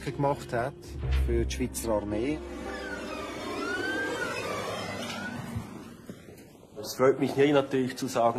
suis heureux de dire que nous commercialisons un des meilleurs masques à gaz du monde. Les gens d'Afrique du Sud avec lesquels nous avons eu des contacts en 1988 sont venus nous trouver et nous avons conclu un contrat portant sur la livraison de masques de protection. La petite délégation d'hommes d'affaires qui se rend à Pfäffikon représente de mystérieuses firmes de Pretoria, Technotech ou ICVM Trading. Sur le contrat conclu avec Huber et Zuner figure également le nom d'une société suisse, Intermagnum, à Rumlang. Qui représentait la firme Intermagnum? Elle était représentée par un certain M. Jürg Jacomet. Est-ce que le nom du docteur Basson vous dit quelque chose? Nous avons fait des recherches dans nos archives. Bien entendu, je connais aujourd'hui le nom du docteur Basson, notamment grâce à vos informations. Il est venu ici, mais il n'est resté que très peu de temps. Il n'a fait que se montrer. Je crois que c'était en 1991. Et au bout de quelques minutes, il a repris son propre emploi du temps. Et qu'est-ce qu'il a fait pendant sa visite ici à Huber et Zuner? Je n'ai pas pu faire de recherche là-dessus. Il est simplement venu ici et nous a tous salués et s'est présenté comme médecin du service médical de l'armée sud-africaine. Le docteur Basson et ses acolytes feront encore de nombreuses visites d'affaires à Pfäffikon. À l'occasion d'un de ses voyages en Suisse, Basson se rend alors à Lucerne. C'était au début des années 90, peut-être en 1993, au milieu de l'hiver. Il tombait une forte pluie, mêlée de neige. Ce jour-là, nous sommes partis tôt le matin de Rumlang. Le docteur Basson, mon oncle Jürg Jacomet et moi.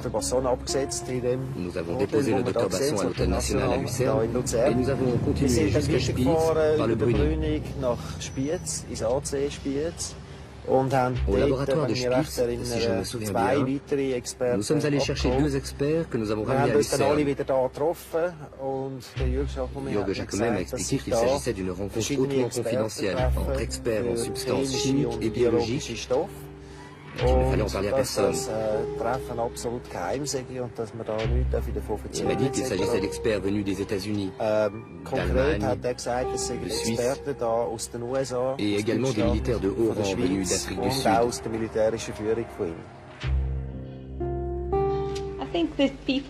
Je crois que les gens qui gravitent dans ce genre de milieu ont besoin les uns des autres. Ils ne peuvent pas à eux seuls assurer la bonne marche de leur programme. Pour gérer ce type de programme, tout le monde sait qu'il faut s'adresser à des pays comme la Suisse ou à l'Union soviétique à une certaine époque pour avoir accès aux compétences et aux connaissances nécessaires. En général, les scientifiques de ce type restent en contact les uns avec les autres. Generally, scientists of that nature keep in touch with each other. Faciliter les contacts entre chimistes suisses et sud-africains, c'est la mission de Jörg Jacomet. Peu avant sa mort en octobre 1998, Jacomet comptait écrire un livre et il avait préparé quelques notes à l'intention de son éditeur. Voici ce qu'il lui écrit. 6 juin, un article de la Neue Zürcher Zeitung du 12 avril 1998. Encore aucune piste qui nous mène en Suisse vers le laboratoire chimique et bactériologique de Spitz, qui a effectué par mon intermédiaire des analyses. Il s'agit d'échantillons de sang apportés à Zurich par les généraux Nettling et Basson et prélevés sur des soldats, c'est-à-dire des victimes. Une véritable bombe pour le futur. La Suisse devra s'expliquer et ce ne sera pas amusant. Comme le révèle l'acte d'accusation, le laboratoire de Spitz est en effet convoqué à la barre. Bernard Brunner et son adjoint devront s'expliquer sur leur relation avec les chimistes de l'apartheid. Est-ce que vous pouvez nous expliquer les circonstances de ces tests de sang que les Sud-Africains souhaitaient voir analysés par le laboratoire de Spitz? Voici comment cela s'est passé. Par une voie détournée, nous avons reçu des échantillons de sang qui nous ont été envoyés par la poste, accompagnés d'une demande d'analyse. Nous avons chez nous un système de garantie de la qualité. Normalement, nous n'analysons pas les échantillons dont nous ne connaissons pas exactement la provenance, le nom de la personne qui les a prélevés, par quel truchement ils sont parvenus jusqu'à nous. C'était justement le cas.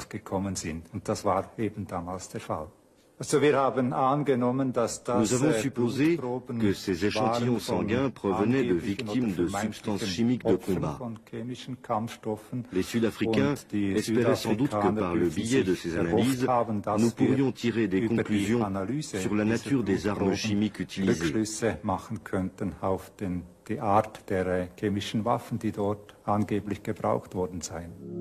L'expéditeur des tests sud-africains à Spitz s'appelle Niklaus Schleifer. Son entreprise était autrefois spécialisée dans le matériel de protection contre les armes chimiques. Il a reçu du docteur Basson une liste de symptômes observés chez les victimes de poisons toxiques.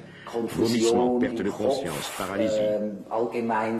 Niklaus Schleifer affirme n'avoir rien su de l'origine exacte des mystérieux flacons remis par le docteur Basson.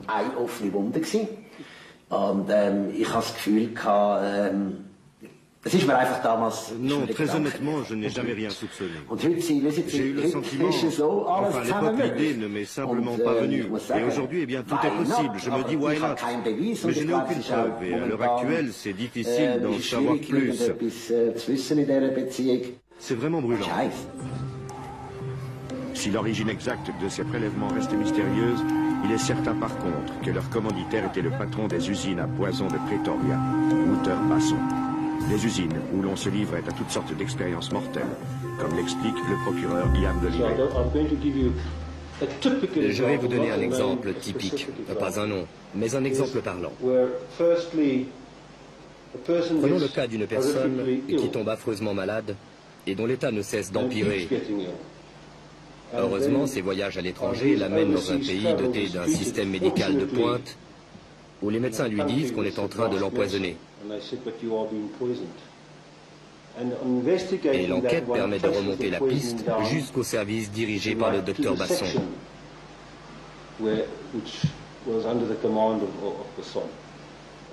Parfois, la personne meurt effectivement, et ce n'est alors plus une tentative de meurtre, mais un meurtre par empoisonnement. C'est le genre d'affaires dont nous nous occupons, et c'est très grave. Accusation numéro 31, complicité de meurtre. Dans les années 80, le quartier général de l'armée à Pretoria constate que les prisons sont surpeuplées de détenus appartenant à la guérilla namibienne, où l'Afrique du Sud est engagée. Wouter Basson reçoit l'ordre de liquider ces détenus. 200 hommes sont ainsi empoisonnés et jetés à la mer d'un avion spécialement affrété pour cette mission. À une occasion au moins, Basson était assis à l'avant de l'appareil et a personnellement dirigé une opération de largage de 5 cadavres dans la mer. Accusation numéro 56, meurtre. Un nageur mozambicain, devenu un risque pour la sécurité, a été menotté et mis sous narcotique. Une combinaison de 2 poisons, la scoline et la tubérine, fournie par Basson, lui a été injectée. Le mort a été chargé dans un hélicoptère et son corps a été abandonné dans la brousse au milieu du parc Kruger. Alors qu'il développe son programme de liquidation, le docteur Basson est également chargé de mettre au point la défense de l'Afrique du Sud contre les armes chimiques. une double mission dont il va constamment jouer durant ses longs séjours en Suisse. Ses interlocuteurs, comme la société Huber et Zuner, n'y verront que du feu. Jacomet nous a également présenté à l'entreprise Huber et Zuner. Cette entreprise fabrique des masques à gaz pour l'armée suisse. J'ai été le responsable des négociations avec Huber et Zuner qui ont sans doute eu lieu entre 1987 et 1988. Le but de nos discussions était d'obtenir le transfert de la technologie suisse vers l'Afrique du Sud afin d'y produire ces masques. Nous avons vendu environ 40 000 masques de protection de 3 grandeurs différentes qui correspondent au même modèle que nous avons vendu plus tard à l'armée suisse.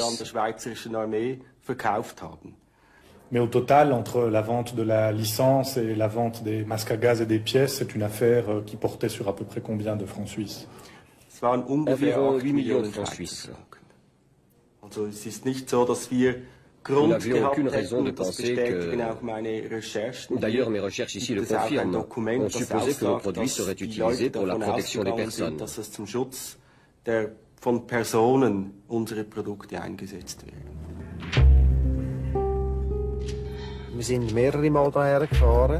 Nous sommes venus plusieurs fois ici. Je ne me rappelle plus si le général Nettling était avec nous, mais en tout cas, nous sommes revenus avec Jörg Jacomet et le docteur Basson pour cette affaire de masque à gaz.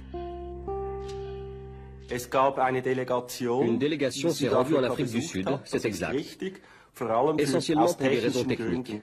La visite a eu lieu en été 1992.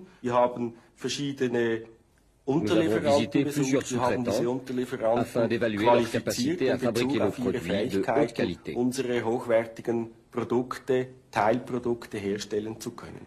Parmi les scientifiques sud-africains rencontrés par les employés d'Huber et Zuner, le docteur Jan Lourens, un proche collaborateur de Basson. Il figure également dans l'acte d'accusation. Accusation numéro 54, complicité de meurtre. Le docteur Lourens est chargé par le docteur Basson de développer une panoplie d'armes capables d'administrer des poisons. Lettres piégées, bagues, parapluies, tournevis. Ces appareils ont été testés sur des animaux. Des agents ont été envoyés à Londres pour assassiner 2 membres de l'ANC, aujourd'hui ministres du gouvernement. L'opération a échoué. Le programme secret du docteur Basson sera interrompu juste avant l'élection de Nelson Mandela à la présidence sud-africaine en 1994. Pour Huber et Zuner, les affaires avec l'Afrique du Sud s'arrêtent également à cette date. Des affaires qui ont constamment reçu le feu vert des autorités fédérales. Je pense que dans ce genre de situation, nous sommes tenus de nous fonder sur l'évaluation politique des autorités suisses. C'est précisément ce que nous avons fait en obtenant ces licences d'exportation, en recueillant ces informations et en faisant simplement confiance à l'évaluation des instances officielles en Suisse. Rien ne s'oppose, il est vrai, à ce que la Suisse vende des masques à gaz à l'Afrique du Sud. Jusqu'en 1992, la Confédération ne considère pas ce type d'équipement comme du matériel militaire et n'exige aucune licence d'exportation. Mais surtout, Berne n'applique pas les sanctions économiques contre l'Afrique du Sud et ses ressortissants. Pendant plus de 10 ans, cela permettra au docteur Basson d'aller et venir librement en Suisse et d'y mener ses affaires sans être inquiété. Grâce à Jörg Jacomet, il pourra même continuer son périple jusqu'au cœur de l'appareil fédéral.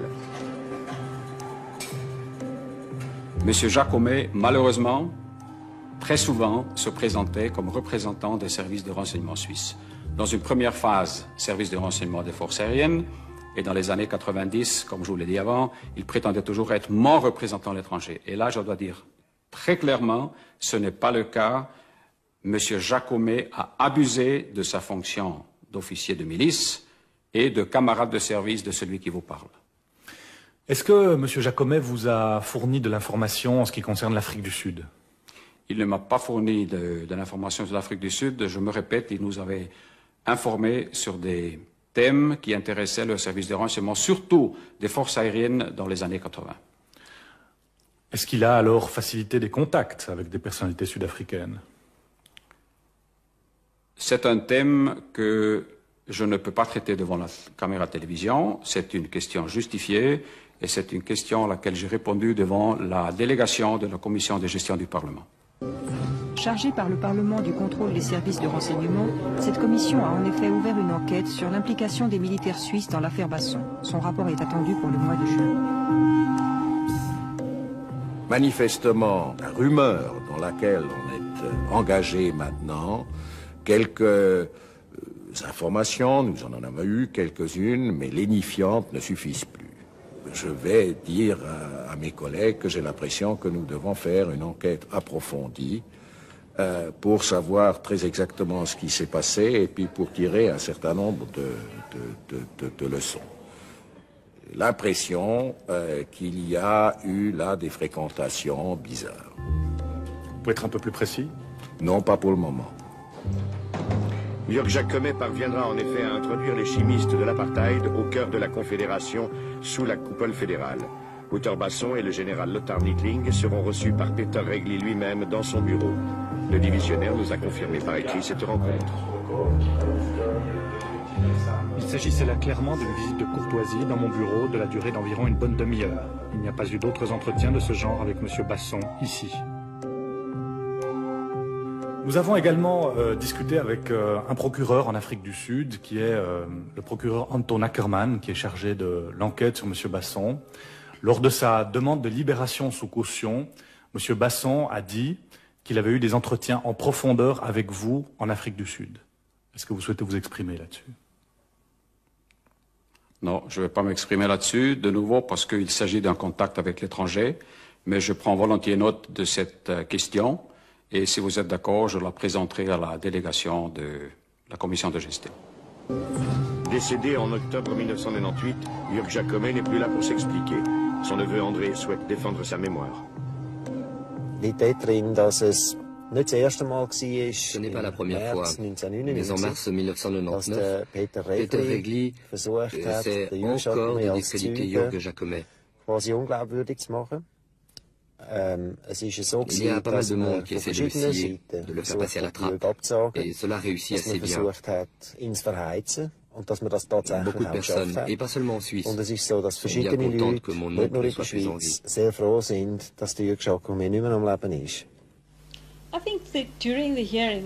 Les auditions ont révélé que Basson a voyagé dans de nombreux pays et qu'il a eu un accès privilégié à un grand nombre d'usines du monde entier. Nous savons par exemple qu'il s'est rendu en Union soviétique. Son arrestation en Suisse, alors qu'il était en tractation avec les Croates, pose un certain nombre de questions. Comment a-t-il pu entrer dans votre pays sans que vos services secrets n'en soient informés? Pourquoi a-t-il été arrêté? Pourquoi était-il en possession de titres au porteur du Vatican? Ces questions sont restées sans réponse. Par ailleurs, Basson sera aussi poursuivi pour détournement de fonds, ce qui nous intéresse aussi. Où est passé l'argent? On peut se poser la question. Tout le monde dépose son argent en Suisse. Le gouvernement suisse en sait-il plus que nous sur Basson? Que va-t-il se passer? L'argent est-il en Suisse? Notre pays en a besoin. La Suisse va-t-elle faire quelque chose? Le 27 novembre 1993, Wouter Basson et Jörg Jacomet sont arrêtés par la police zurichoise devant les guichets de l'AKB, aujourd'hui la banque von Ernst. Ils reviennent tous les deux de Croatie où Basson a chargé Jacomet de lui procurer une drogue, la métaqualone, pour ses laboratoires. Pour financer cette opération, les deux hommes tentent d'encaisser des titres au porteur du Vatican. Ils sont détenus 2 jours dans les geôles zurichoises avant d'être relâchés. Voici un document classé top secret signé du lieutenant-général Neil Klobel, le supérieur hiérarchique de Wouter Basson. Ce document décrit les circonstances dans lesquelles Basson et Jacomet ont été libérés. Le chef de projet, le brigadier Basson, a été libéré en vertu d'un document en sa possession qui spécifiait qu'il intervenait sur ordre et par procuration du capitaine Jacomet. Le capitaine Jacomet a subi un autre interrogatoire et a été libéré après l'intervention du service de renseignement suisse. Vous savez, la désinformation est une arme très importante, surtout pour quelqu'un qui a des difficultés devant la justice. Et j'aimerais bien voir cette lettre que M. Jacomet a présentée. J'aimerais bien la voir, pour qu'on puisse prouver que j'ai joué un rôle. Je n'ai pas joué un rôle, et je le dis clairement. Ce que vous me dites là de nouveau, je l'entends pour la première fois, je suis très étonné, et je vous rappelle, si c'était le cas, ça concerne surtout les autorités civiles, les autorités judiciaires. En Suisse, je n'ai pas de tâche, je m'occupe de l'étranger avec mes collaborateurs. Tout ce qui se passe en Suisse, c'est une question policière, donc je dois vous prier de vous adresser à la police. Je n'étais pas au courant de ce fait. Mais est-ce que vous êtes intervenu personnellement lorsque M. Basson a été arrêté ici en Suisse? Est-ce que vous détenez des documents Qu'il portait? Certainement pas, je ne le savais même pas. Je l'ai appris après par les chemins de la justice suisse. Monsieur Basson rencontre un groupe de Croates. Le général Knobel a témoigné devant la commission Vérité et Réconciliation de l'énergie. Il confirme que Wouter Basson était en mission officielle pour le projet Coast lors de son arrestation à Zurich. Et des forces spéciales. Oui. Il y a ensuite un accord pour acheter 500 kilos de méthaqualone. C'est exact. La drogue achetée en Croatie devait être testée dans un laboratoire en Suisse. Si sa qualité était jugée satisfaisante, une somme de 2 500 000 $ devait être versée sur un compte à la banque Indo-Suez à Genève. Le docteur Basson effectuera un test de ce produit en Suisse. Si le test lui convient, il paiera la somme de 4 600 $ par kilogramme et il organisera ensuite le transport, soit par Basson air depuis portait avec lui Zagreb, des documents et soit par probablement route des via disquettes l'Autriche et la informatiques Slovaquie. relatifs à son projet. Tout cela est donc La commission effectué demande par alors le au brigadier général Basson. Knobel d'où il tient ces Vous n'avez informations. pas de source autre que ce que vous a dit le brigadier Basson. C'est exact. Cela peut être de l'invention, cela peut être de la réalité. Vous voulez que je fasse de la spéculation? Non, je vous demande si vous avez une source indépendante qui confirme ce que vous dites. Non, si ce n'est que j'ai rencontré M. Regli, qui est le chef des services de renseignement militaire suisse, ainsi que les 2 messages que j'ai reçus de Jacomet, qui était un agent. Le divisionnaire Regli a bien rencontré le général Knobel dans un hôtel sud-africain. Un autre document secret signé de Knobel révèle le contenu de leurs entretiens. Le général Knobel rapporte qu'il a parlé avec le général Regli du service de renseignement suisse et qu'il a confirmé une bonne partie des déclarations du brigadier Basson. Il a aussi entrepris d'aider à récupérer la documentation. Est-ce que vous confirmez cette information? Est-ce que vous confirmez avoir eu ce contact avec M. Knobel et avoir offert ses services? Je vous donne ce document. Merci, très volontiers.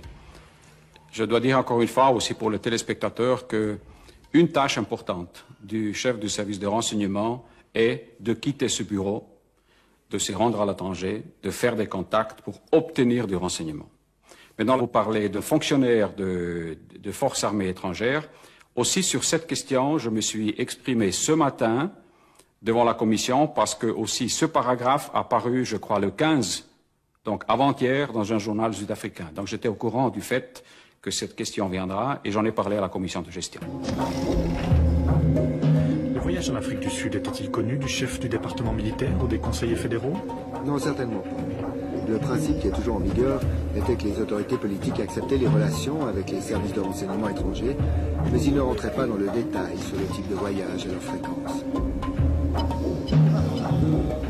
Celui qui vous parle, toujours à la fin de l'année, présente au chef du département, qui est notre autorité politique supérieure, une liste des pays avec lesquels nous avons des contacts.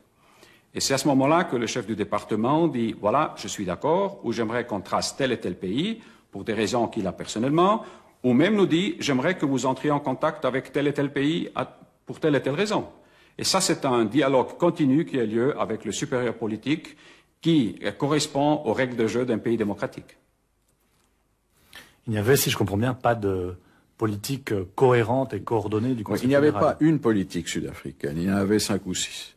Les choses étant ce qu'elles sont, chez nous en Suisse, souvent la main droite ne sait pas ce que fait la main gauche et vice-versa. L'affaire Basson est l'illustration de cette politique à géométrie variable appliquée par la Suisse à l'Afrique du Sud de l'apartheid. Une politique qui consistait à condamner les exactions massives commises par l'État sud-africain tout en faisant des affaires avec lui. La place de Zurich traitera jusqu'à 80% de l'or sud-africain dans les années 70. À mon sens, et au sens du Conseil fédéral, la seule alternative à la situation sans issue dans laquelle se trouve aujourd'hui l'Afrique du Sud. Je vous remercie. Tandis qu'aux affaires étrangères, Edouard Brunner tentait de lancer une initiative de paix en Afrique du Sud, au département militaire, on frayait avec les chimistes de l'apartheid. Quant au département de l'économie publique, il donnait son feu vert au petit commerce du docteur Basson. Aujourd'hui, le brigadier déchu est en liberté surveillée en attendant son procès. Mais l'affaire Basson n'est sans doute que la partie émergée de l'iceberg. D'autres agents du régime d'apartheid doivent rendre des comptes pour les crimes qu'ils ont commis au service de l'État. Ainsi, Craig Williamson, chef d'une unité d'escadron de la mort de la police et grand spécialiste des colis piégés. Williamson a avoué plusieurs assassinats.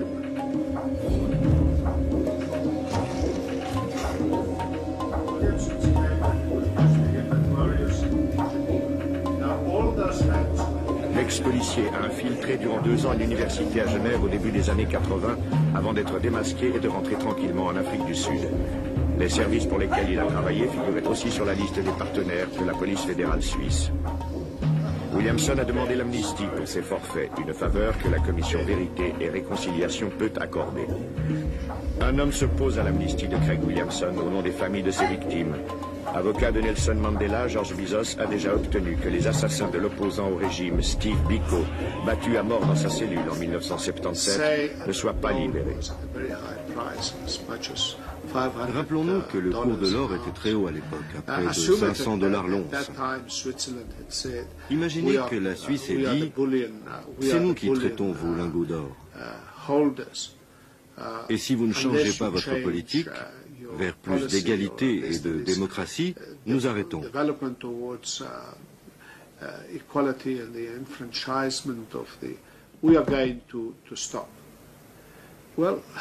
Eh bien, je ne sais pas ce que le gouvernement aurait pu dire. Mais là, la Suisse n'a rien fait. Elle a en plus trouvé des justifications à son attitude de business as usual, les affaires d'abord. Il faudra qu'elle vive avec la conscience que l'apartheid a ainsi duré beaucoup plus longtemps et que beaucoup de vies ont été perdues.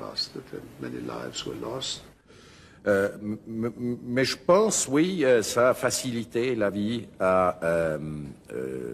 quand même au régime apartheid. Pourquoi? Puisque la Suisse jouait et joue un rôle très important et au niveau du commerce des pierres précieuses et de l'or.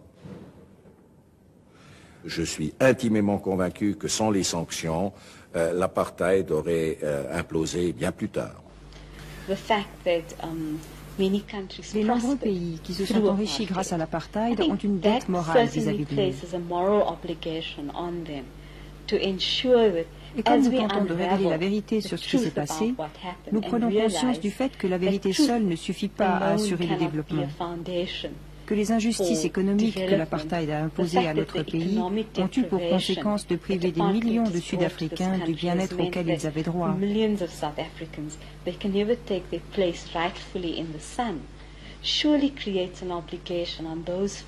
C'est pour cela que les puissances étrangères qui ont profité de l'apartheid ont l'obligation morale de faire plus qu'un geste de bonne volonté. Elles doivent contribuer activement à la renaissance économique de l'Afrique du Sud. Et je dois dire que votre pays est sans doute plus directement concerné que la plupart des autres pays d'Europe.